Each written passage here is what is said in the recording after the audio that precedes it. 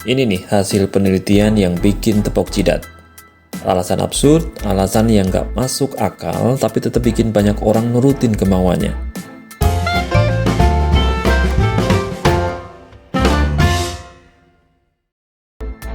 Aaron Langer, seorang ahli psikologi dari Harvard University, melakukan penelitian pada tahun 1970 untuk melakukan studi tentang kekuatan kata karena. Ya, meskipun alasan yang dipakai itu menurut saya nggak masuk akal, tapi ternyata ada gunanya. Oke, jadi pada tahun 1970 itu, Aaron Langer menggunakan antrian panjang orang yang mau pakai mesin fotokopi di kampus Harvard University. Di tahun itu tentu saja printer, komputer belum populer. Apalagi kamera HP buat motret baru muncul sekitar tahun 2000-an, dan tentu saja nggak bisa jadi pilihan saat itu. Satu-satunya cara menyalin banyak halaman dengan cepat adalah dengan fotokopi.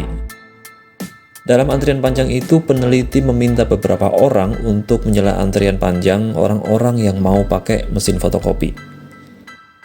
Ada 3 versi skenario permintaan yang digunakan untuk menyela antrian panjang itu. Kurang lebihnya gini. Yang pertama, permisi, saya mau memfotokopi 5 halaman. Boleh nggak saya pakai mesin fotokopi duluan? Yang kedua, permisi, saya mau memfotokopi 5 halaman. Boleh nggak saya pakai mesin fotokopi duluan karena saya sedang terburu-buru? Yang ketiga, permisi, saya mau memfotokopi 5 halaman. Boleh nggak saya pakai mesin fotokopi duluan karena saya harus membuat salinan? Eksperimen ini menghasilkan data tidak terduga sebagai berikut. Versi pertama, yang menyela tanpa alasan apapun, menghasilkan kepatuhan sebesar 60%. Dan versi yang kedua, yang menggunakan alasan logis, saya sedang terburu-buru, menghasilkan kepatuhan sebesar 94%. Nah, untuk skenario yang ketiga ini perlu kita lihat lagi nih. Permisi, saya mau memfotokopi 5 halaman. Boleh nggak saya pakai mesin fotokopi duluan karena saya harus membuat salinan? Semua orang di perpustakaan yang antri menggunakan mesin fotokopi pasti sama, mau membuat salinan. Kepentingan mereka semua sama. Jadi kalau dipikir-pikir, alasan yang terakhir ini absurd alias nggak masuk akal, alias nggak banget deh.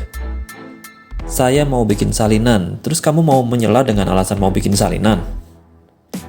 Dan hasil eksperimen ini memang menghasilkan kepatuhan di bawah skenario yang kedua tadi, yaitu 93% berhasil menyela antrian dengan alasan yang nggak masuk akal.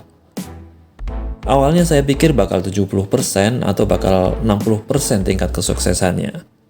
Ternyata malah nyaris sama, cuma terpaut 1%. Ini nggak masuk akal kan?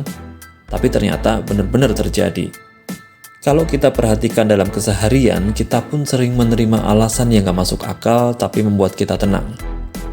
Kalau Anda sedang menunggu kereta misalnya, lalu disampaikan informasi, penumpang yang kami hormati, kami beritahukan bahwa keberangkatan kereta ditunda selama 30 menit. Informasi itu disampaikan tanpa alasan apapun. Apa yang Anda rasakan? Tapi, jika Anda sedang menunggu kereta lalu disampaikan, penumpang yang kami hormati, kami beritahukan bahwa keberangkatan kereta ditunda selama 30 menit karena terdapat kendala teknis. Apa yang Anda rasakan? Alasan teknis adalah alasan absurd, karena sebagian besar dari perjalanan kereta api berhubungan dengan hal teknis.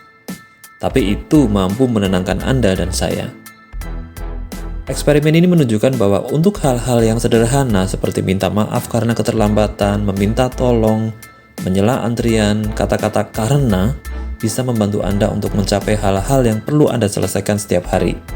Hal-hal kecil ya. Jadi, carilah alasan yang kuat dan menenangkan, maka probabilitas kesuksesan Anda pun akan semakin meningkat.